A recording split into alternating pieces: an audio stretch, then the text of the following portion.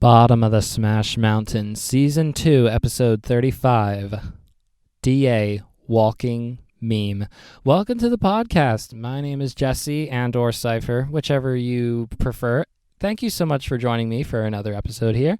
Today we have KillaOR. That's right. We have DA KillaOR, who joins us for an interview, and the reason why I'm smiling is because one of the cool things that you'll get to hear in this conversation is how maybe KillaOR is not super fond of the tag anymore. Maybe a change, perhaps?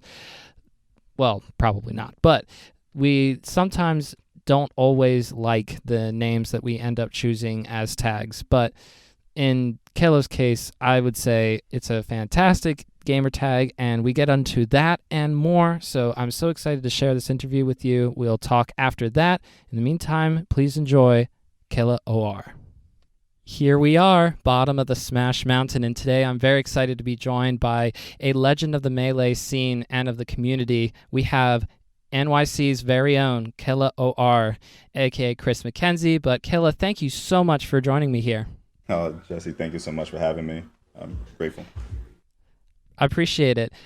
It's so cool that you hear certain names as you familiarize yourself with the game and who has played it, who's come through and gone. And I remember watching the documentary, and in the first episode, they talk about Deadly Alliance, and Wes, of course, was interviewed. And I'm just going, there's a bunch of people in New York City that sort of advanced the early stages of Melee and did it while also being very cool. Awesome. Like Chillin talked about, he's like, I go to tournaments, oh, that's lame. Well, yeah, let me show you this motherfucker, Wes. Like, in other words, it was so cool to hear about different crews and how there was an East Coast, West Coast rivalry. And you came up during that time. Of course, anyone who's listening would probably know that. But all these years later, it's so weird to think it's been almost 20 years since Melee has come out, and somehow this has brought us to here. And it's an honor to have you on. I really appreciate you making the time.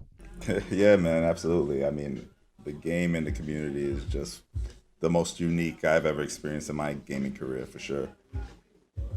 Like, the Smash Brothers community is just truly a great, special community, despite its faults and drama, just the longevity and pedigree.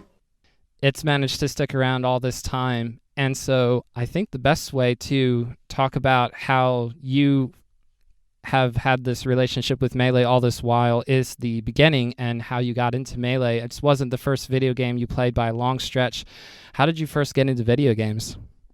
So I don't know, like most 30-something-year-olds, I had a Nintendo, so my parents got me the Nintendo game, so I played that, Super Mario, and then kind of moved up, with the new generations, went on the Sega, and then the Sega Dreamcast, there was, Bomberman Online, and, thank you for the sub, Badass No Man, appreciate you, brother, appreciate you.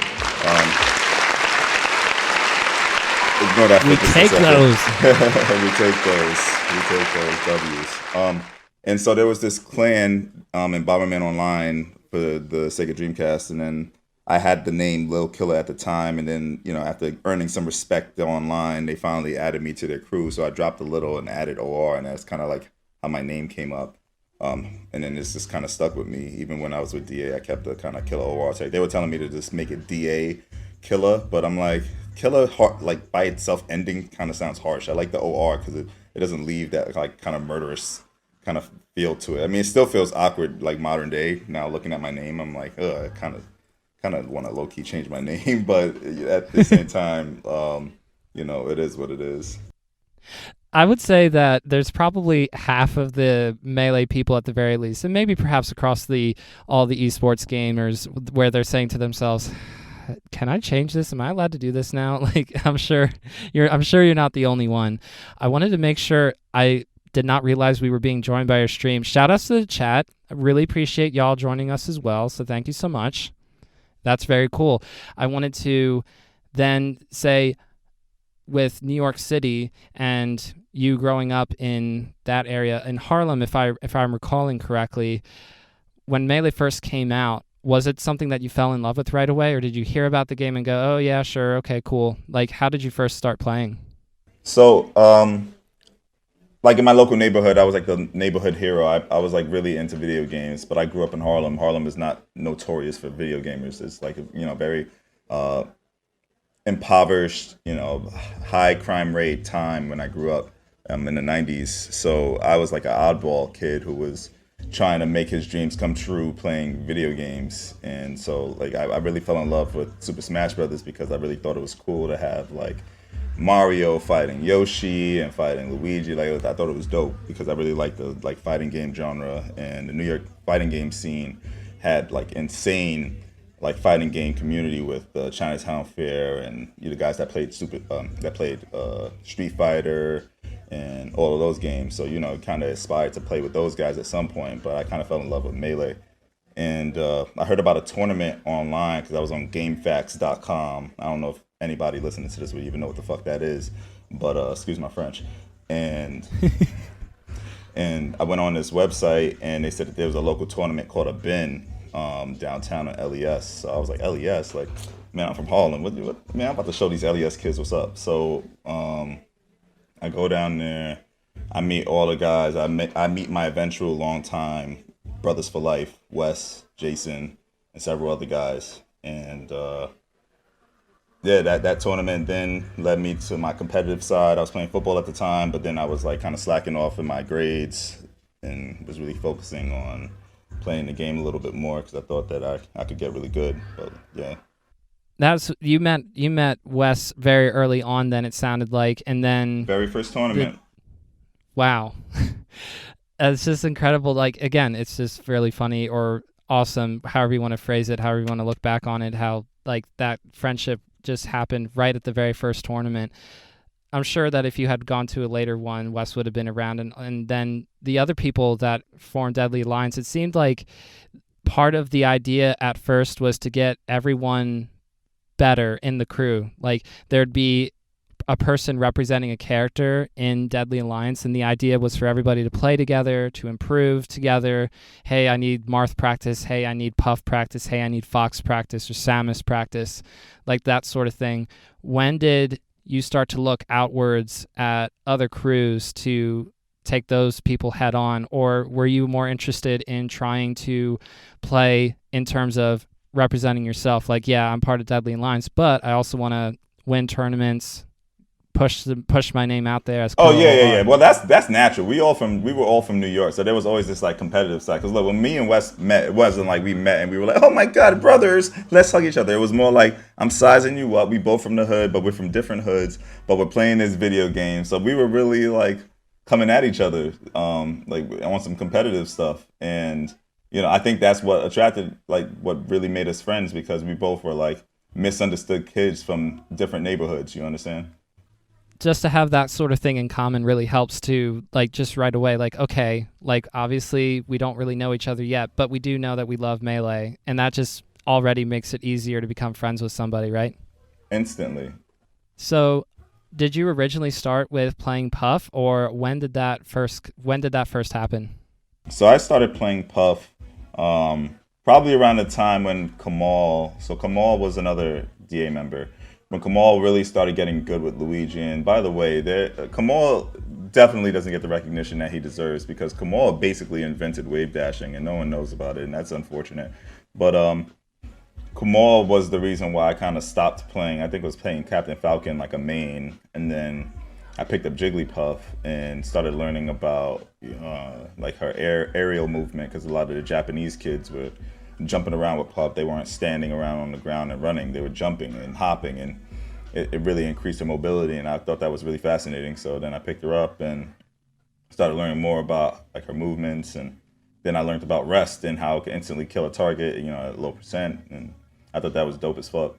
Even into today, it's really cool to see. There's not a ton of Jigglypuff's representation at the moment. Hungrybox has sort of taken a step backwards, but to St. Juana tournament in the past month or so that was really cool to see. But all throughout history, I mean, I had on Kish Prime recently, who was someone who has been cited as a person who has advanced the Puff meta in his own small way. Absolutely. No, big way.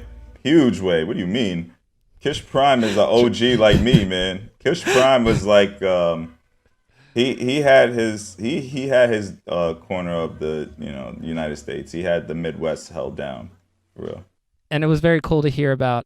Very cool to hear and to see on Twitter, actually, a recent discourse where you were both saying, tempting to give up on Puff, but then neither of you did. Yeah, it was FC3. It was the first time I ever took a road trip that far before. And it was amazing to just see so many people from so many different walks of life all united over one game. It was overwhelming. I've never experienced anything like that before in my life, and I just loved it. Was that something that when you first went outside of New York City, going into Indiana, I think that was, Indiana, to go to FC3, you probably weren't thinking like on a whole like meta level of how this is going to change your life or anything. You were just probably excited to play some Melee and represent East Coast, right? Exactly, man. Exactly. It makes some memorable moments along the way. That lasts a lifetime. That's right, man. That's right. That's what it's all about, man. So obviously we have to talk about the MTV spot for a little bit, but what I was really fascinated by was how you actually did sign to become a pro player with MLG. You know, there's a part of that MTV video. Well, I call it a video. I don't know what you would call it for TV, but it was really cool to watch. And yeah, the episode, yeah. And seeing how that was you like doing that. I don't think that it didn't seem like that everybody from the East Coast was like lining up to sign with MLG or other organizations that were trying to help make Melee more of an esport. I mean, the concept of esport was so like it was just barely understood in the United States. It was an embryo. It wasn't even an infancy. It was an embryo. Mike Shepso risked his whole life on that company, man. He was the CEO of MLG, and they really tried to replicate the South Korean gaming culture in the U.S. in a very aggressive way, and I'm glad it worked out because esport. I would have never in a million years imagined gaming would be where it is today versus when I first started. Never in a million years. But what I really respected and what I thought was very cool at how you were thinking about, hey, if I can get the bag, I'm going to get the bag, right? I wanted to hear from your perspective what you were thinking at that time of you're playing this game and you're either at the end of high school or you're post high school by 2005, 2006, and of when that sort of stuff was happening. So what were you thinking at that time with trying to say to yourself, I think it would be really cool if I could get paid to do this because that makes me happy as a gamer, and it also makes me happy of being able to pay bills and that kind of stuff. Well, what were you thinking and trying to make that happen, to sign with MLG and to do that kind of stuff at that time? Yeah, I mean, I thought it was more publicity than anything, to be honest, man. But anyway, I'm not even gonna go there. But I will say that I thought it was an amazing opportunity, right, to be able to say something like that. Not many people can, and I'm very grateful and humble for that opportunity because there were a lot of people who honestly, from a merit standpoint, were better than me, but for one reason or another, they thought that I was the more complete package, and that was really cool, and I'm gracious. It also restored confidence in someone who was like failing out of school at the time. That's the part of the story that people didn't know. I was so committed that I basically sacrificed my academic career, and I ended up dropping out of high school. I ended up giving up on football in high school as well for it. So it was a real tough decision. You were one of the first people to say to yourself, I could just go all in on this and maybe it'll work out. And in some ways I would say that it did, but from your perspective, you know the whole story because this is your life we're talking about. So aside from how it affected academics, like, did it just literally consume your life for a period of time there where it was just hard to think about anything else except getting better in Melee and advancing that? Literally, man. It was literally that, and just the pressure to perform. People were playing a lot and figuring out things very rapidly. I felt like DA's conquest to build a reputation for ourselves by taking out local talent, and the local geography was a great strategy to market ourselves. But at the same time, we weren't making next to nothing with our day jobs and stuff. I was like a trainer, and I think Wes was like, I think he was a trainer too or something. I'm not sure, but New York City's not cheap. It takes a pretty penny to earn. So the reality sets in real fast. Like, well, I'm not making a lot of money doing this, so either I make a course correction or I get really good really fast, and I didn't see myself getting really good really fast. Where guys like Mewtwo King were spending countless hours counting frames and documenting it and putting it all on the internet. I felt like this guy was a fucking game developer. How am I going to compete with that, bro? You looked around, and after a while you started to realize that there were people who, for one reason or another, were able to devote just as much time, if not more, than yourself, and able to succeed, able to place well in tournaments. And you're saying to yourself, well, I'm not there at this time. And you say to yourself, I think I do need a course correction. So it's not a slight to Melee or anything like that when you say to yourself, I want to back off of this and try to pursue something else. But what was the first, aside from looking around and seeing top players continue to ascend, was it also just the fact that you had been playing for enough time by the end of things for you in competitive Melee, and maybe it was around 2006, 2007 when you started to take a step back? Yeah, I think that's about the time frame. I kind of always knew I wasn't one of the best, because just in local discussions, like, people would mention me and they would say that I have like a great puff, but I didn't really win any number one tournaments at, large regionals or nationals. And that for me was kind of a sign. And I was trying my hardest, and I played a lot, I practiced a lot, I took it seriously, I treated it like a job. But, I wasn't getting I wasn't reaching the pinnacle that I expected to reach. I think the best place I ever reached was probably third place at during that NP True Life episode, actually, I think. Well, no, there was another tournament in like Massachusetts where I kind of Korean DJ would hate me for this one, because I kind of stalled my way to victory with Jigglypuff by just spamming forward B until the clock ran out. After taking like 2 stock from him, I was a dick. But where were we, man? I'm sorry.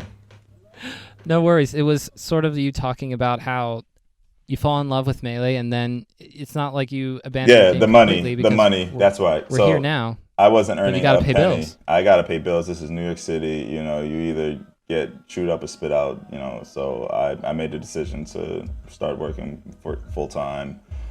Put down the games for the most part, and I've always like played it on the side. Like when I go to like family gatherings and stuff, people will turn the game on. I'm like, yeah, I'll play, and then like, oh my god, Chris used to be on TV for that and stuff, and like our family's like kind of proud of that stuff. I'm like, whatever, okay, but no, Melee is just a fantastic game, and one of the things that I love most about Melee is that like yourself, right?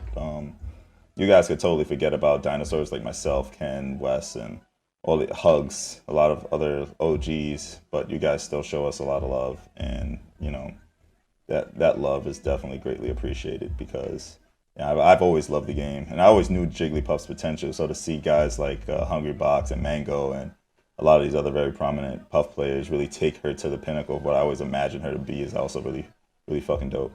It's been really cool to see that as well, not just the fact that people try to do their best to catalog and give credit where credit is due for different techniques and how communities have been built up. Like, oh yeah, so-and-so runs this scene, but who was running this before that person? And you have to just go trace back, and then you start to run into names where you either recognize from the documentary or from old Smashboard posts. And it's really cool that not only can we sort of trace backwards, but that even all these years later, people like Kish Prime and yourself, and of course Hugs is still out here doing a lot of content regarding Melee. That's Shout out really to cool Kish Prime, by the way. Shout out to Kish Prime, OG Puff.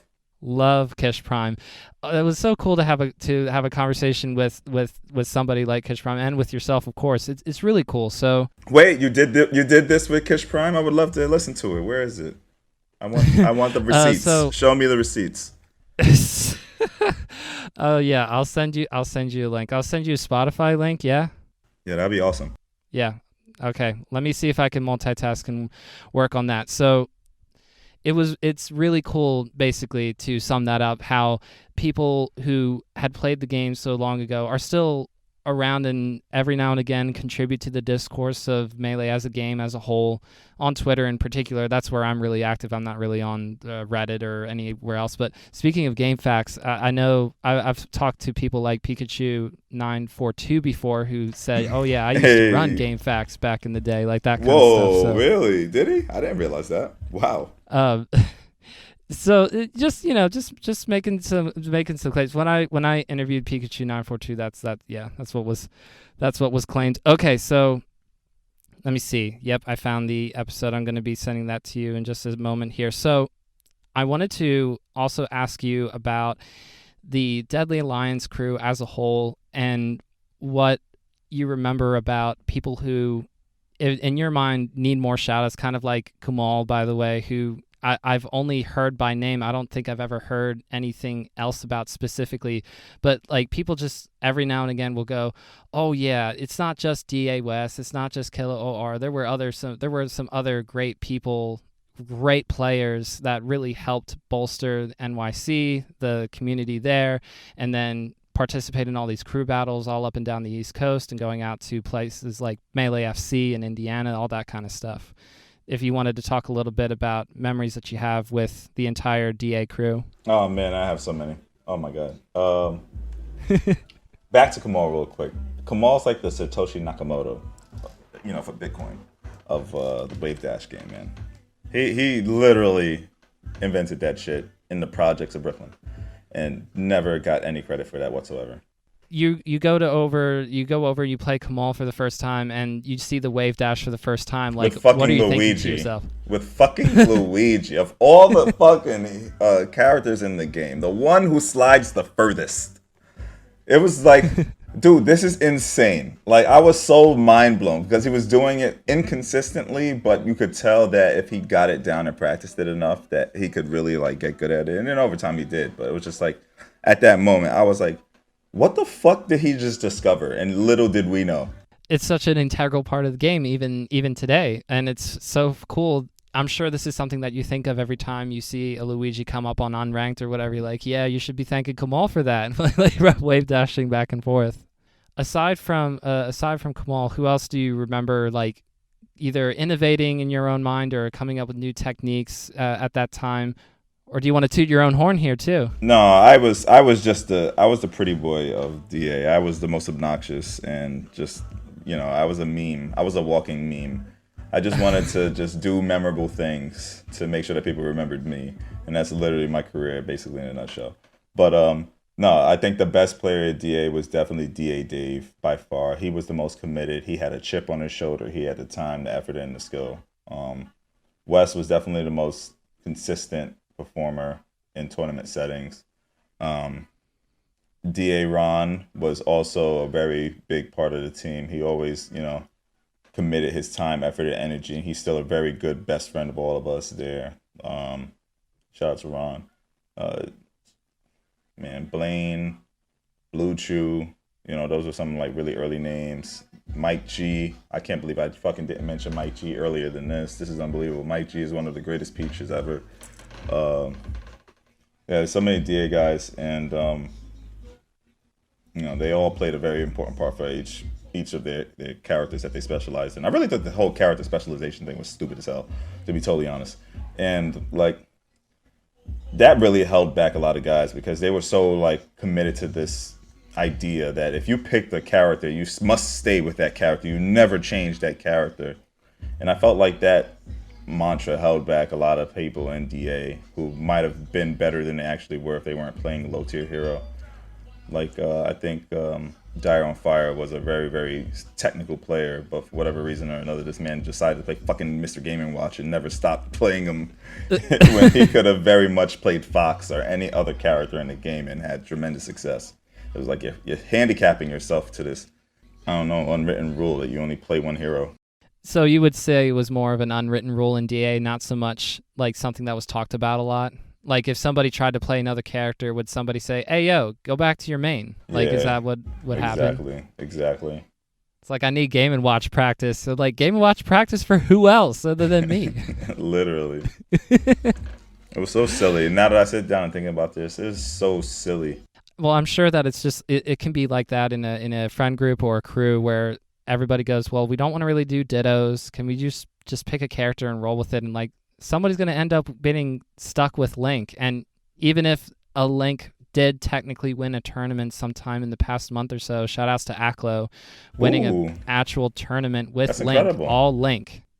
That was insane. But that has not happened in like a super long time where Aklo beats notable players to get there. I think Aklo beat J-Flex twice to reset grand finals, and then again, to win that if I recall correctly. And J-Flex is a really good Sheik from New Jersey, so the idea of someone winning a tournament with Link to me, especially during my era, is like unfathomable. Link just is not that good. What?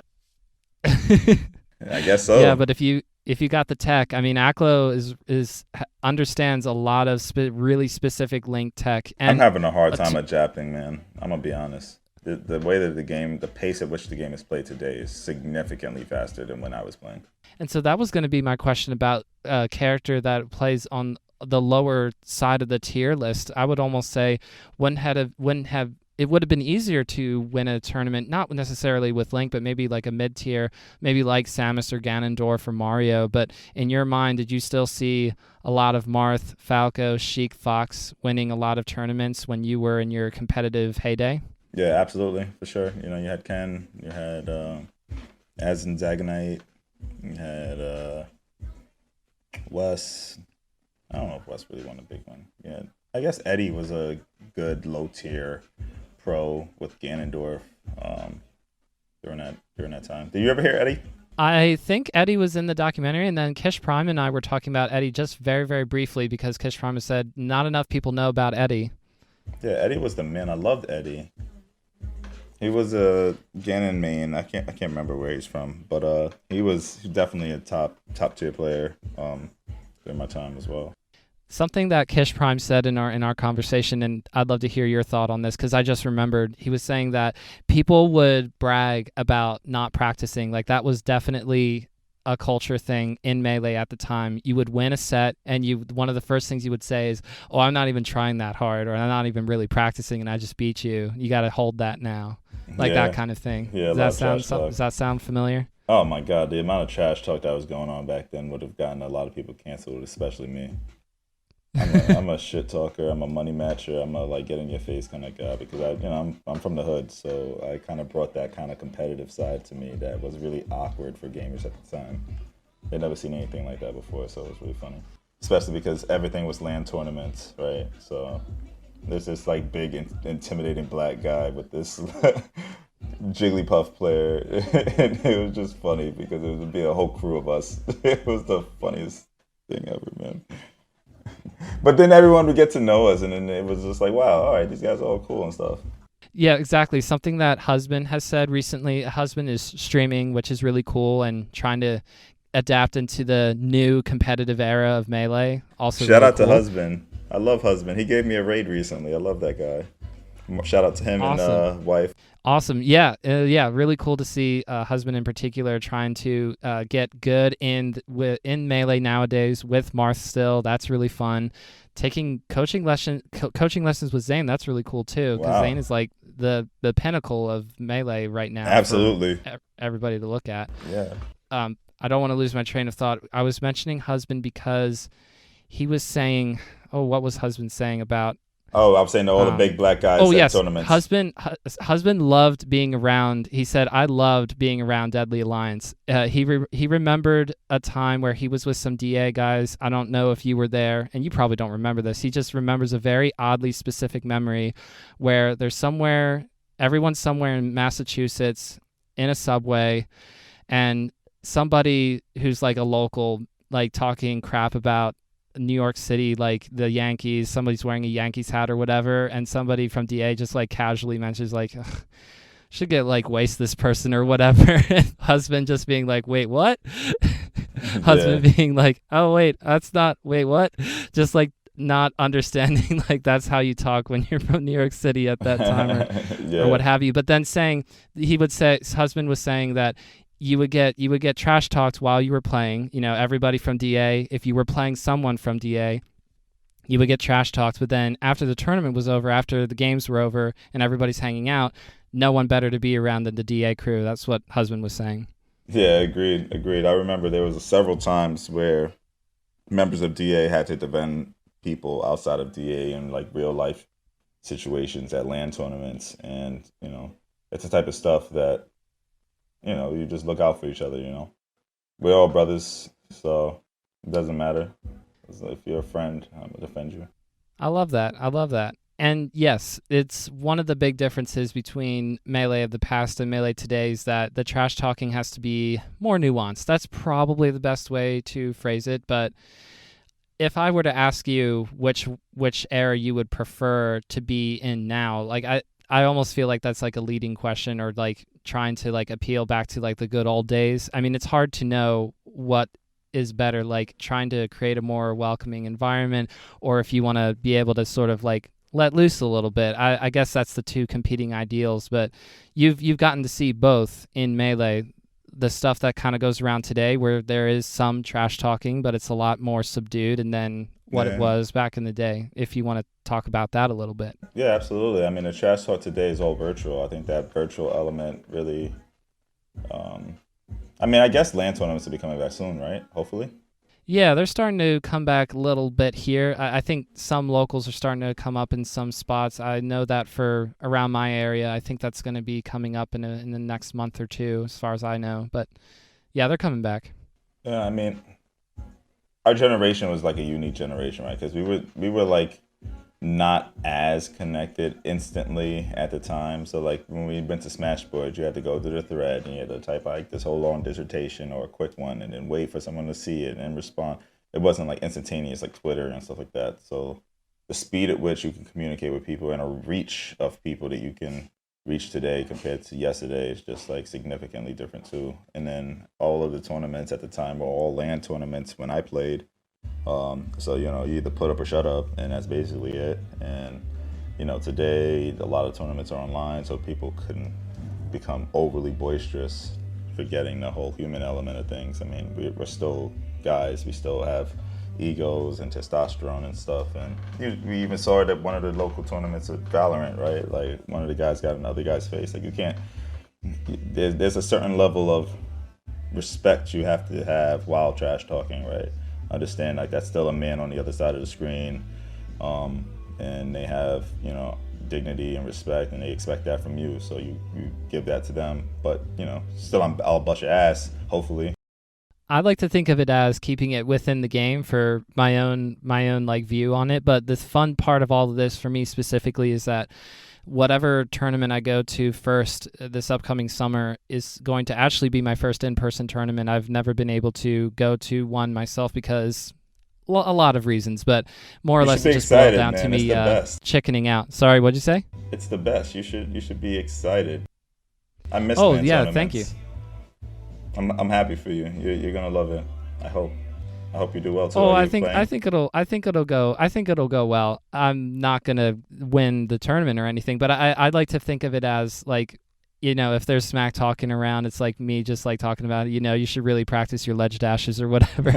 Like that's my version of trash talking. A little bit more subdued, but just like, I don't know, like probably keep it in the game. And then I always liked the idea when I would compete in something else, like I'd compete in football or ultimate frisbee or soccer, just to be really competitive and in the moment in that time. But then as soon as the game's over, I should say, just kind of flip a switch and try to be nice and say, hey, that was fun, good games, or what have you. Like that's sort of how I viewed competition for myself, and maybe that's not it for everybody. But yeah, I saw that Valorant clip you were talking about, like coming over across the setup to specifically get in each one of the other yes, that's the one competitors' faces. Like you have a lot of nerve doing that.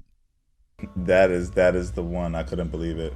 It would have been, I don't know what I probably just would have like, put up my hands just to like, hey, you can't get that close. You need to back up a little bit. You can talk your stuff, but you got to back up. Like that's probably what I would do. But like, everybody likes to think, oh, I wouldn't let somebody talk to me like that. I'd show them up or whatever. But I'm not that confrontational of a person. I'm trying to be realistic, but I'm like, you can't be like 2 inches from my face. I'm going to ask you to back up. Exactly. As politely as it can. Might have to push a bit. But you wouldn't have, I'm sure, when DA was in full force, have been able to have anybody do that. So it was almost like there would be there like were a times. certain. Oh, you would just get to that point? We had to physically defend some people because of tempers. Would it just be when somebody was trying to talk too much, or was it just the gameplay would get so intense that you just start to like get physical, like while you're sitting next to each other? Yeah, the second. Wow.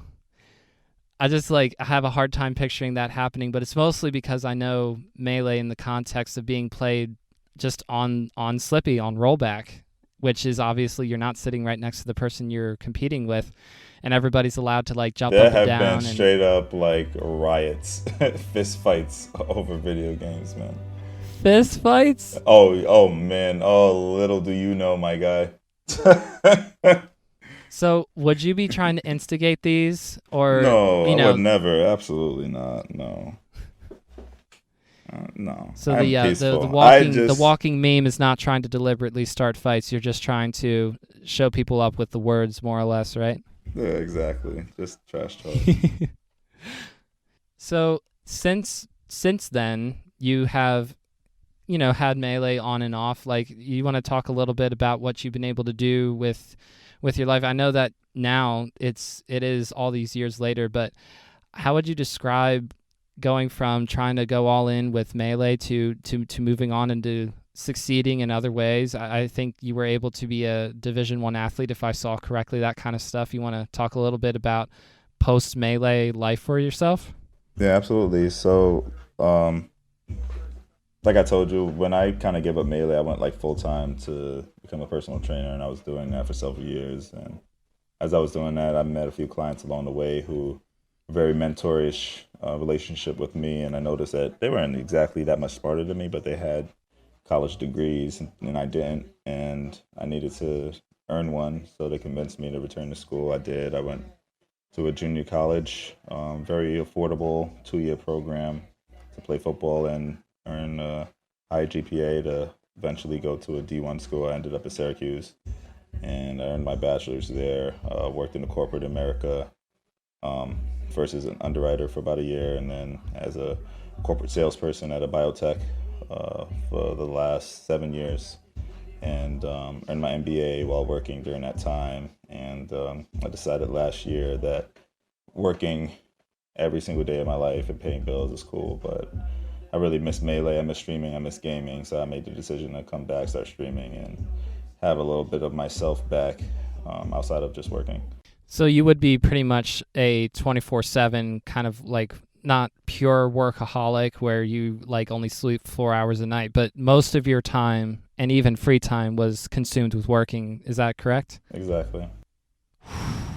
I remember a time in my life when that's really all I wanted to do, but what helped me pull out of that, where I'm not tying myself to a business, trying to help that grow, then therefore make myself grow and try to earn more money and that sort of thing, was actually getting married.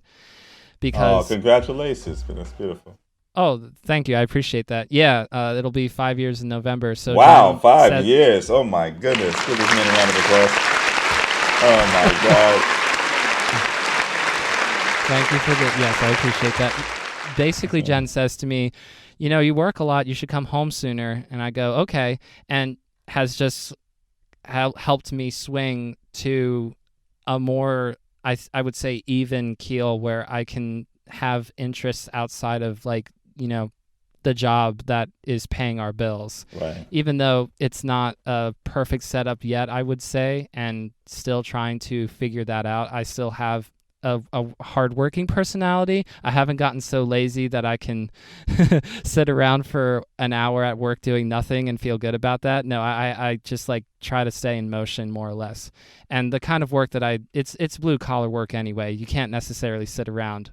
It's not I've just heard enough about white collar stuff that I wonder how much sitting around people can get away with. But all that to say, I think that it's really cool to hear how you've been able to have that journey yourself, where you had mentors who encouraged you to chase after something more meaningful, in terms of hey, you can get a really not easy degree. That's underselling it, but you can go back to school and you can succeed without putting yourself in $100,000 debt or anything like that, and you can shoot for the stars more or less. And now you get to this point of your life where I think I saw a tweet of yours maybe like a week or two ago, or maybe it was even a month ago, but something to the effect of the 30s is where it's at.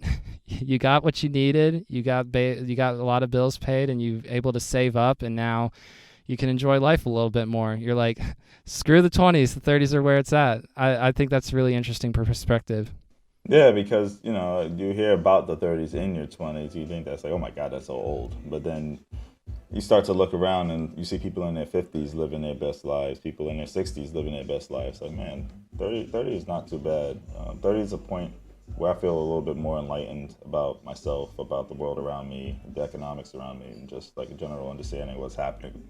And I think when you're in your 20s, you don't really have that. I mean, some people do, and God bless the people who get early enlightenment. But I think in your 20s, you're really struggling to kind of find who you are, find what you want to do, find something, and whatever that something is for you. And it may be very hard to give advice in that way, but what would you say was something that's helpful for you that might be helpful for others who are trying to find something that they can get excited about and passionate about, and also perhaps do that while being paid to do that? Or what would you say about school, or what would you say about biotech? Like, is there anything in your life that you feel like you could say, hey, maybe you can consider this for your own life, like speaking broadly? Yeah, speaking broadly, I do think the healthcare field is a wonderful field to kind of merge both finance and healthcare. Biotech is a nuance within healthcare, but there's plenty of avenues you can earn an income, right? Like what you're doing here, right? With your podcast, for example, is a fantastic entrepreneurial opportunity, and that's like the backbone of America, and it's the future of entrepreneurship, to be totally honest, just online e-commerce and blogging and stuff like that. So kudos to you for being ahead of the game and hosting for a community that deserves it. Very kind words. Thank you, KillaOR. That's very nice of you to say that. So far, I have earned 0 cents as of now on the podcast, but for now, passion is really fueling the I pray that you this will. whole operation more or less. But we'll see. We'll see what happens in the future. Absolutely, man. And so I'm thinking about rollback netcode, all that kind of stuff, where playing Melee online is easier than it was before. You can play in tournaments quite easily because it feels like there's one happening every single night. Even if it's a specific regional in your area, it's still happening this night and tomorrow night and the night after that. And you're starting to get back into streaming since 2020, if I heard you correctly. So when rollback netcode first got introduced and you're playing other games on stream at around this time, like, what was your reaction to that? Did you do the same thing I did where I said, what's rollback netcode? Yeah, exactly. I kind of scoffed at it, to be honest. So people still play Melee? And then I played it again. And I was like, man, this game is so awesome, dude. I cannot believe I'm like trying to be like a snob. What a loser. And then I started playing it again, and all the memories. I remember one night I was playing, dude. I like busted into tears because all of the memories. I was high, but all of the memories all kind of just hit me at once. How much of my life I committed to this game in the grand scheme of things. I'm 34 now, and like from the age of like 16, I think, to like 24, I gave it a solid 8-year shot, like hard. And now it's almost as if you kind of fell back in love with Melee a little bit with the help of netcode and the fact that there were other people probably around you who were going, Kelly, you got to get back in on this. This is actually legit. Like, you can play Melee and it feels good. Like, it feels like you're playing next to the person that you're playing against. Legitimate, man, and it's been really cool. I just cannot believe the baseline level of skill online. It's like everyone is like pro level back when I was playing. So like I find myself struggling with some guys. Like I ran into a guy named Avenger or something like that the other night. Jesus Christ, this man busted me up solid like 10 plus matches in a row, and I just too competitive to say no, to say all right, he's just better than me, and he just oh man, People are really, really good at the game now. It's like insane. It's almost like robotic. It's scary.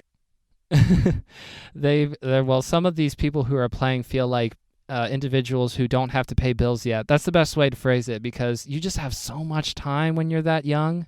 You just don't realize how much time you have when you don't have to work a job to make a living and blah, blah, blah. Like, and then for me, I'm thinking about, okay, I have to work, between 40 and 55 hours a week, depending on the week. And then, of course, the wife and 2 kids that I have, want to spend time with them. And then I want to do this podcasting thing. I don't, part of the struggle for me is that I don't have Wi-Fi at home, so I can't even play Slippy online as of now. But that's why I'm excited for in-person tournaments to come back, because maybe I can go to one every once in a while. And Where are you based?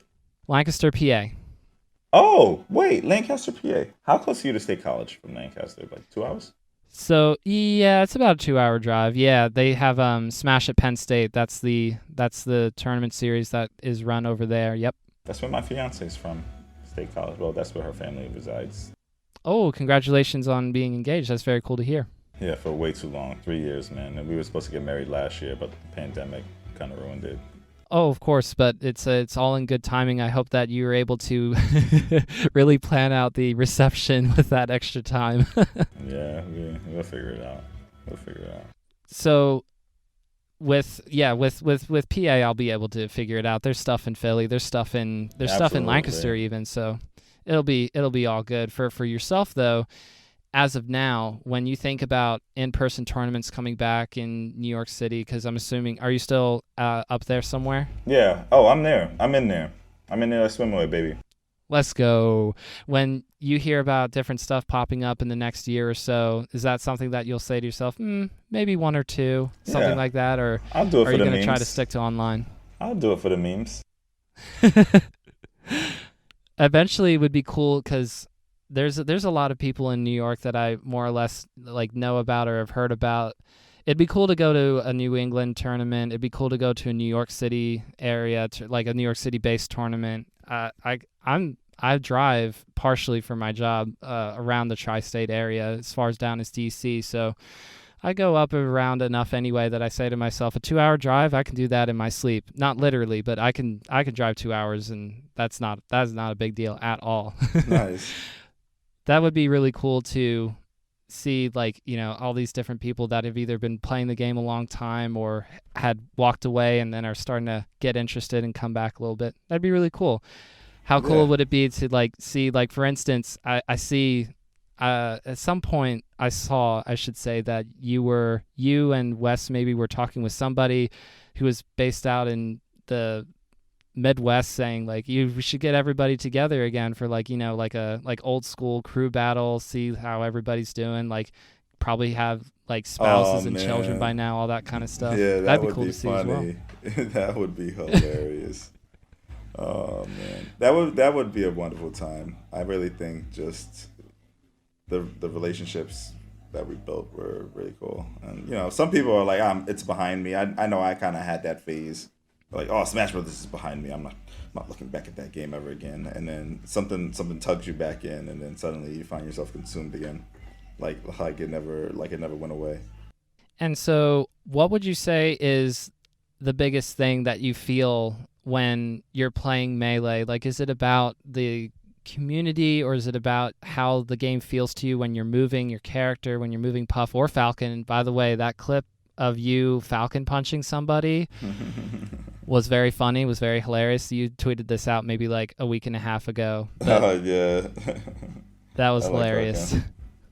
It's for the memes, man, for the memes. But what was your question? When you play Melee, what are you feeling? That is it the nostalgia, or is it how the game feels when you play? Like, that kind of tugs you back in, that feeling that you feel when you're playing Melee, that resonates for me it's the the competition. For certainly the competition. Absolutely, 1000% the competition first. Just being able to, you versus yourself, playing better than you played yesterday, and your performance will dictate if you win or not. And that part of it for me is definitely number one. And then number two, just it really does feel really clean here, in my setup. And yeah, I'm really glad whoever the hell invented this did it, because it's damn near flawless. Shout outs to Fizzy. Yes, Fizzy is behind Fizzy, the Slippy rollback stuff. Yep. For real. So then I have old man an interesting. Like me back.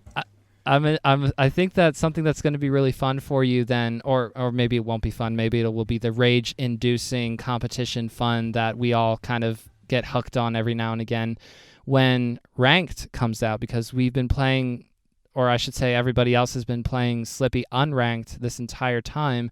But eventually, hopefully, there's going to be a ranked system for Slippy, where you just log in, you see the ranked button, you hit it, and then you play a best of 5 set with somebody, and if you beat them, you move up on and you play better players, and you see if you can get to like platinum level or something like that, or maybe you unlock achievements where it's like, congratulations, you've hit 5 rests in this game, wow, you're a really good puff player, like, you know, that kind of stuff that you see in games, like, you know, modern games where they're trying to have ladder systems and ranking systems and that would be dope. Different ways to keep you interested. Like, does that sound like something you'll be trying to do when Ranked comes out?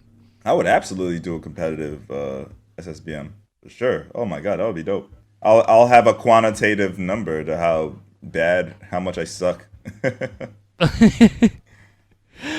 I don't care to be the best anymore, man. I just play for fun, dude. I don't care.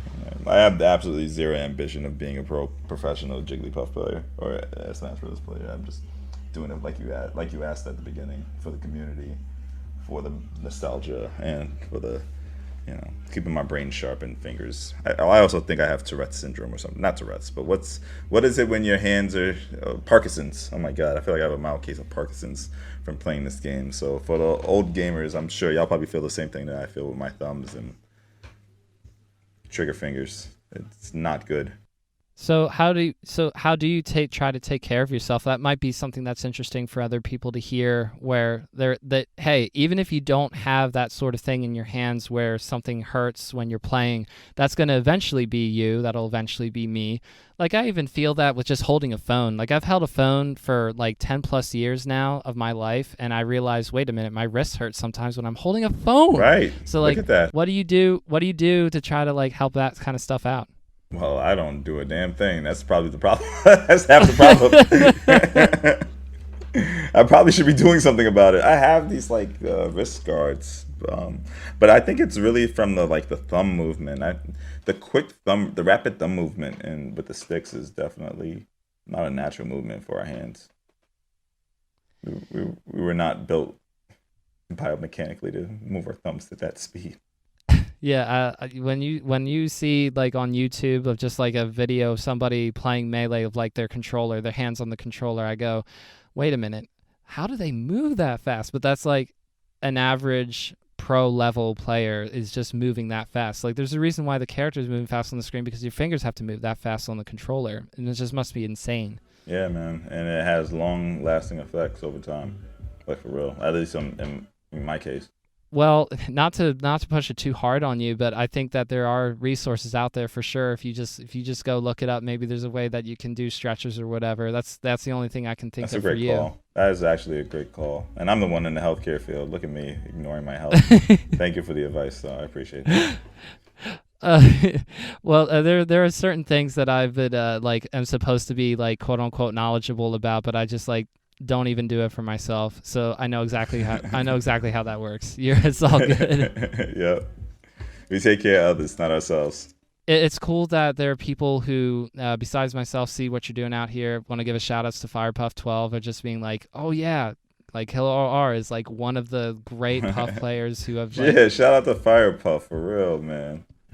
Yeah, to like have somebody look back to go like you helped innovate the character that I love, and I love watching Puff in particular myself. Like, that's why I have like a profile picture on Twitter of a Jigglypuff, because even though I really like watching just about any character in Melee, for whatever reason, watching a Puff being down 2 stocks or something and then bringing back to last stock each, and rest is back on the table. It is like Melee, it feels like that's peak Melee to me, honestly, when there's rest on the table.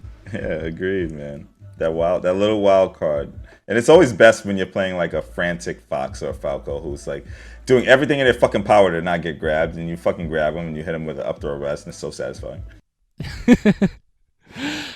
Oh, it must be an amazing feeling. Like when I try to, I have tried a few times to like practice rest setups, and I just go like, how am I missing the rest? I have Jigglypuff like touching the other character as I press down B. What's happening to me? That's the level that I'm at. That sucks. That happens to me still today.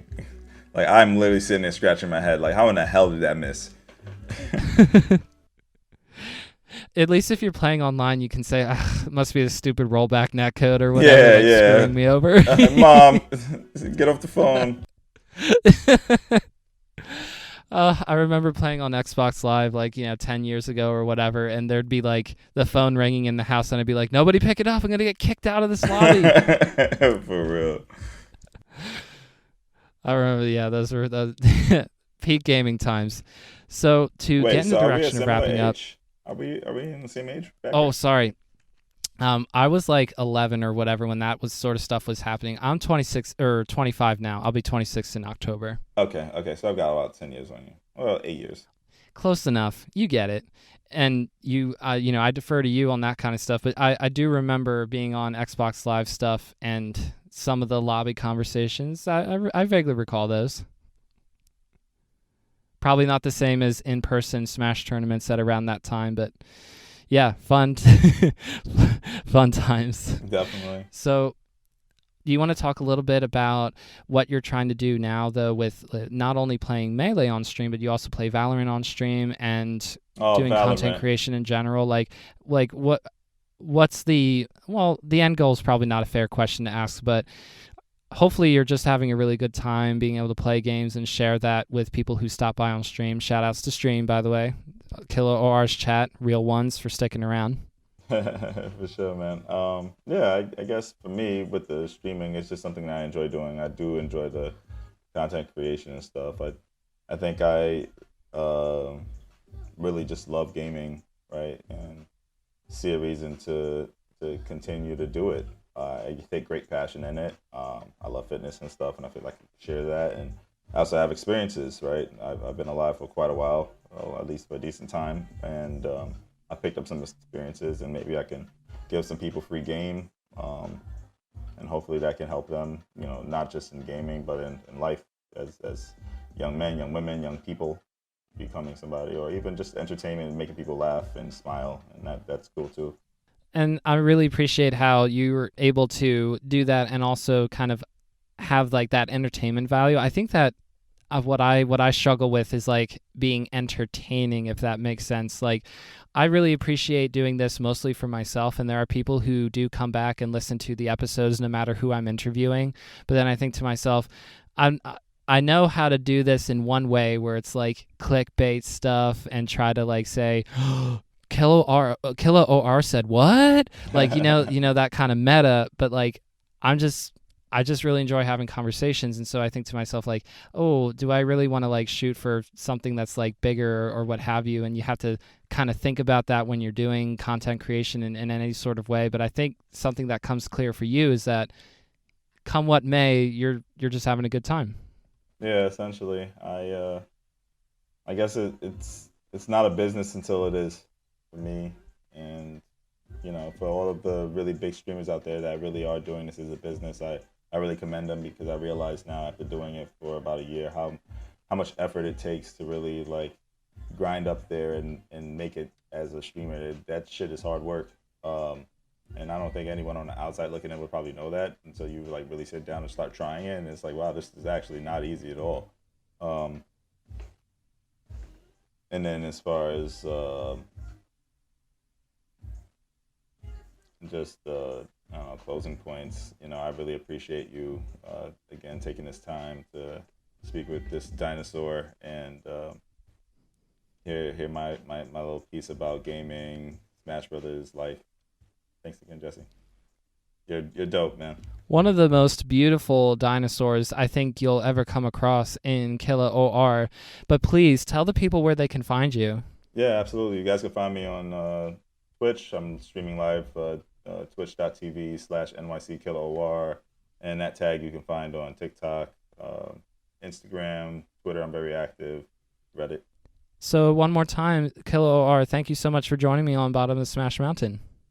Thanks so much for having me. Peace, bro. And now, please enjoy the shoutouts that KillaOR made to his stream throughout this entire interview. I took the clips and put them at the end. You can find KillaOR once again, twitch.tv/NYC KillaOR.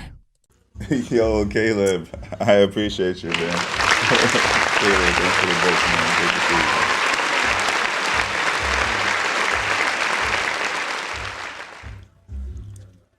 Yo, Caleb, I really appreciate you, by the way, man. Thank you so much. I appreciate that, man. You have a great night as well, my brother. What's up, N9? How you doing, brother? What up, Nicholas? Yeah, I am. I'm doing an interview right now. Hey, bro. What up, bro? Woo, another day, another podcast. It was a busy weekend.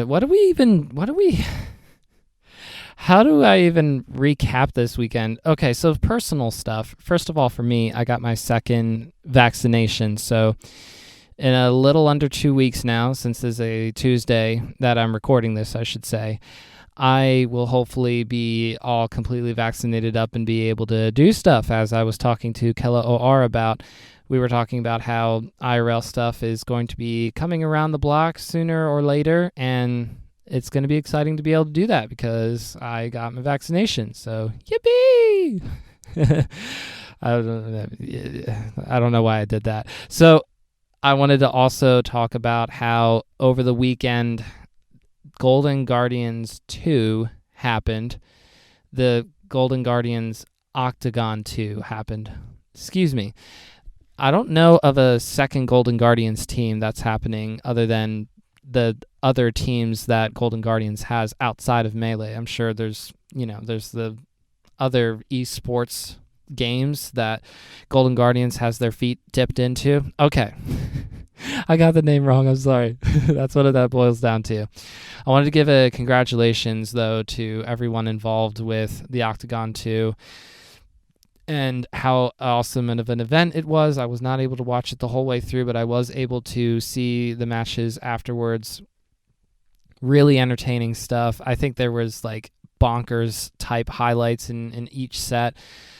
I think my favorite was the surprise Toph versus Scar. Just the surprise factor. I thought that, okay, well, maybe I should start with the matches that we were actually expecting. First of all, Hungrybox definitely showed some different things than I'm used to seeing him show for online events, for slippy rollback type events. This was a 1-to-5 against Ginger. So the other thing, though, as I noted to you all when I predicted the winner of this, was how Ginger has not had a super consistent controller since his tournament controller gave out or is being sent to the shop to be repaired. I don't know what the full story is. I just know that Ginger was sort of tweeting out, not pre-Johns, but definitely some kind of tweet to that effect last week before the Octagon 2 and over the weekend, was saying, hey, y'all, sorry I'm not streaming tournament runs as much. I don't have a good controller for that right now. So maybe Ginger got a good controller in and didn't get a chance to break it in yet, but I feel like we saw good things from Ginger, but Hungrybox, I feel like, was showing a slightly different style overall for the set, and won fairly convincingly, 5-3. Not like super ultra convincingly, but congratulations to Hungrybox. And then we had Nun versus Moki, which Nun was Nun was on something for their set. My personal favorite moment, which was so accurately done by Zetz, who is the CEO of Melee TikTok, just grabbing Fox out of the air with Captain Falcon on FD. when Fox does the side B illusion, we're going to have a gamer moment here. When Fox does the side B illusion, the hurt box of Fox advances ahead of the hit box of Fox. So technically speaking, that move can be beat if you react to it and throw out an attack in time that can interrupt the side B. And one of the super sick OG things I feel that you can do to thwart the side B from Fox is to actually grab him. So this is obviously easy to do with Marth because Marth has the arm apparently the size of like a leg. That just the grab range for Marth is ridiculous. So timing it might be slightly easier for a Marth player, but as you know, none is a Captain Falcon player, so it's even more impressive. I guess it would be most impressive if somebody like Axe playing as Pikachu grabbed a side B from Fox out of midair, but all that to say, it was awesome to see that happen because that to me feels like a very haha gotcha moments. There's not a lot of those moments that happen where it's so immediately obvious, in my opinion, in Melee. Obviously, when you get dunked on in a long combo train, then you get spiked or something. You definitely got there. But sometimes you just get outplayed and you miss your tech and you get up smashed and you lose a stock. So what? But when you get grabbed out of the air when you try to do side B, I feel like that's just something you need to go out and have a moment afterwards to yourself and just be like, this game. Probably something to that effect. So all that to say, rewinding back a little bit to the fact that None did beat Moki with not only the grabbing Fox side B out of the air, but also winning in general. Okay, the next set, we had S2J versus IBDW, which ended up being the closest set of the night. It went game 5. It went game 5. I meant game 9. It went game 9. It went the distance. So the last game, the last stock, and S2J clutches it out. So GG's, and had some pretty awesome moments. It was kind of like yo, did he just run up quickly and down smash? I would have loved to hear that. I don't think that happened though. Anyway, let's talk about the last set of the night that was not the Scar Toph showdown, which I thought was fun and surprising. We had Mango and Zane playing in person, shoulder to shoulder, controller to okay, I can't help myself. I'm sorry. I'm tired. So, by the way, that's what I say all the time on this podcast when I make a funny joke. I make the funny joke not just because I'm tired, but also because I wanted to make the funny joke. Let's just put it that way. But should I laugh super hard at my own joking? Probably not. So when I say I'm tired after laughing at my own joke, it's me really apologizing for the fact that I laughed too much at myself, but I'm tired. So they were playing in person. Mango flew out to Zane's place in Virginia, I think it is. So we got to see some in-person high-stakes Melee for the first time in a little while. And by in a little while, I mean it's probably had only been about an hour or so since the Scar Toph set, which was also played in person, which I thought was hilarious because the whole week, I think everybody knew, or most people knew, that Mango was going to fly over for the Octagon 2 to Zane's house and to play their first of 5 set in person. But we did not know that Toph and Scar were going to beef, and then they were going to play a first of 5 set themselves during the Octagon 2. So it was really funny that happened first before the big title card of the night of Mango versus Zane. So when people are talking about, oh wow, first high level in-person set in a while, and I'm thinking to myself, didn't we just see Scar versus Toph like less than an hour ago? But it was super fun. It was super fun to see Zane just really taking it to Mango, and Mango went Falco the whole way, and I guess he didn't feel confident enough in Fox to try to switch to Fox at any point, but I would have liked to have seen it. And so obviously Zane won. I mean, Zane is not going to be nerfed by being IRL. If anything, that might make him better. Like, it hopefully makes everybody better playing IRL as compared to playing on rollback.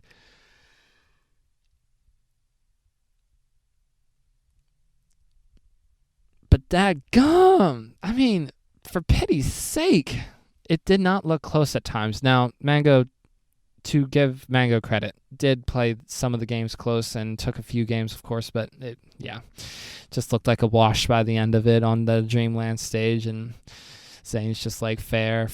I'll do an upbeat and mix it up off stage and a dare. Just like, it's just over. Something that was really cool about the event was how each stage was Golden Guardians Octagon 2 themed, and the skins for all the characters that were used. Oh my gosh, is that why Mango didn't go to Fox? Because, well, no, they had a Mango, sorry, not a Mango Fox. They had an Octagon 2 Fox for IBDW and Moki, so what the world? Okay, well, all that to lay aside, the big thing is they had custom skins for the characters, for Captain Falcon, Marth, Falco, Jigglypuff, Fox, and they also had custom stages. This is something that I feel, even for a high-key event like the Octagon 2, doing that boldly in the face of, certain organizations that are out there. You get it. And they did it anyway. I thought that was very cool. And so far, so good. So when we do the next big, grudge match, fight night, when we do Octagon 3, perhaps, when that all sort of goes down, can we do the skins again? Can we do the custom palettes for the stages again? Can we do that, please? Because that was awesome. The entire thing was really, really cool. So shout outs to everybody involved. I don't have a list in front of me. I think maybe Zane shouted out some of the people, but I didn't get the impression that absolutely everybody was shouted out. So if I find that, I will circle back to it and give proper shout outs for all those individuals. So here's the other interesting thing that happened over this weekend. Metagame re-aired with the edited episodes, and also with the new episode featuring Leffen. And they also had a bunch of interviews. They had an interview with each of the, you could say main characters, but really it was the 5 gods plus Leffen. So a reaction to the first airing of Metagame back in December. After that happened, Samox interviewed Mewtwo King, Mango, PPMD, Hungrybox, and Armada, and also Leffen to react to the Metagame. To react to Metagame, to react to the documentary airing back in December, and to prepare as content for the second airing of Metagame, which happened this past weekend. So I didn't get to see it the entire way through. I'm a family person, of course. I did get to see bits and pieces here and there. The good news is that you can find all of the interviews with the 5 gods and Leffen on YouTube. If you just look it up, Metagame Mango interview, Metagame Armada interview, you'll find it. It's on the Metagame YouTube channel, I'm pretty sure. And if it's not there, it's on the East Point Pictures YouTube channel, which is where you can find the original Smash Brothers documentary, by the way, for those of you who want to check that out. Why did this happen, though? We also had one more thing happen this weekend. This is going to be difficult to talk about because I don't really know a whole lot about any of the circumstances that were brought up and the people who are involved, but it's worth noting that this at the very least happened. We got to see the release of evidence.zip 2 from Hacks, and this is in regards to Leffen. A 2.5 hour video or a 140-page document, whichever you want to consume. I listened/watched the video. I mostly listened, but I watched it here and there.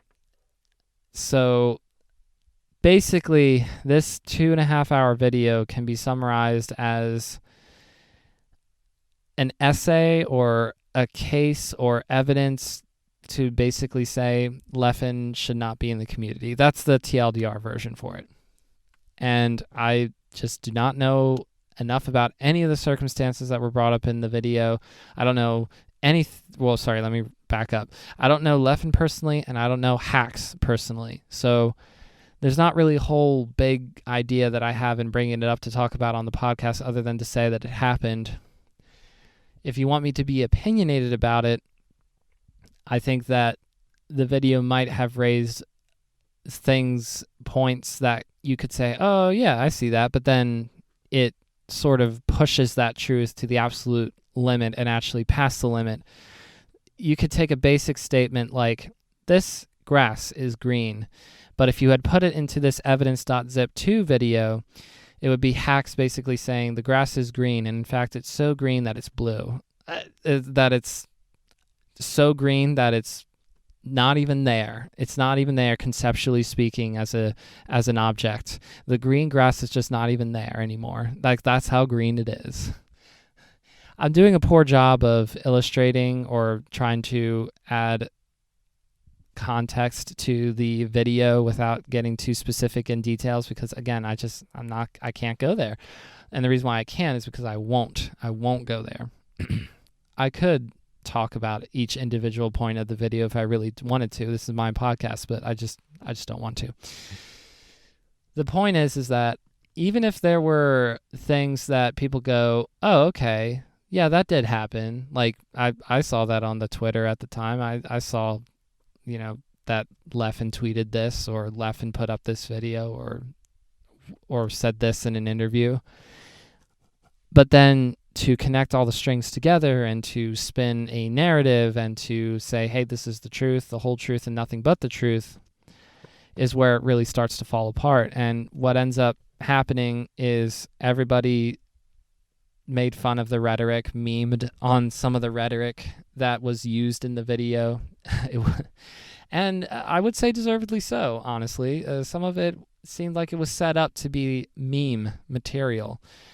So a lot of people were calling hacks sort of like unhinged or having some kind of mental episode or being really down bad. I'm not sure what the exact words were, but I think that there was, in my own opinion, I feel like this isn't something that you can have a quote-unquote episode over.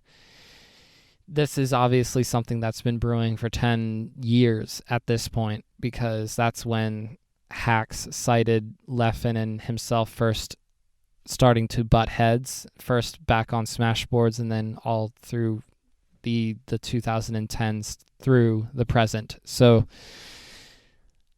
I'm not going to be all like, I'm pro Leffen, I'm pro hacks. I'm not going to be all like, this video is 100% true or this video is 100% false. Unfortunately, it all just falls into murky, gray reality. However, what I do want to say is that in order for Melee to be a more welcoming and safe community, less stuff like this needs to happen. Less stuff like it needs to happen. We need more positive things to happen. So that's all I can do. I can try to create positivity in my own small, slightly meaningless way. But I do know it's meaningful. It's just that I'm not a top player, so I don't have that clout like that, right? But the point is that picking sides or trying to go hard in one direction or the other, or even trying to go hard in the quote-unquote neutral direction that I'm sort of doing, like, there's not really a whole big point to doing any of that because that's outside of my control. So I'll try to control what I can control. The end.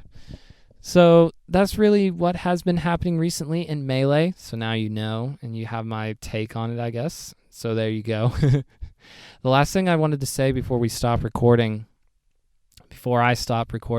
at some point I brought up Pikachu 942 with KillaOR while we were talking, and I don't think that KillaOR knew that Pikachu 942's pronouns are she, her, but I totally blanked on it when we were talking if those were the correct pronouns or not. So I did not correct KillaOR because I, for the life of me, could not remember in that moment. I was too nervous conducting the interview to think on my feet like that. So if you are listening, Pikachu 942, I do apologize. And that's it. I hope that all of you have an amazing rest of your day. If you are a person who likes to go onto Twitter, I am there at Cypher003 for myself and at BSMPod. You can find that BSM Pod Twitter account where I like to retweet people saying nice things about the podcast and also post, hey, the new episode's up and that kind of stuff. So go drop a follow. And on YouTube, we obviously are trying to put up episodes of the podcast on YouTube as well, trying to catch up with past interviews. So if you go subscribe and you have not been aware of Bottom of the Smash Mountain for very long, you'll get access to a lot of episodes that I have conducted that were not within the past week or 2 weeks or a month. Like, we're going to try to put all the interviews I've ever done onto YouTube over time. It might take a little while until we get there, but we will get there. Big shout outs to my producer for the YouTube content, SprintingLegs, who I keep promising I will try not to raise into the limelight of shout outs, but I am very appreciative of the awesome stuff that SprintingLegs is doing, being very helpful. So thank you. And now we're done. Okay. Hope that you guys and ladies and people, all of y'all, I hope that you all come back for another episode and that we can eventually maybe even get you on. That's right, you, the listeners, get on as well.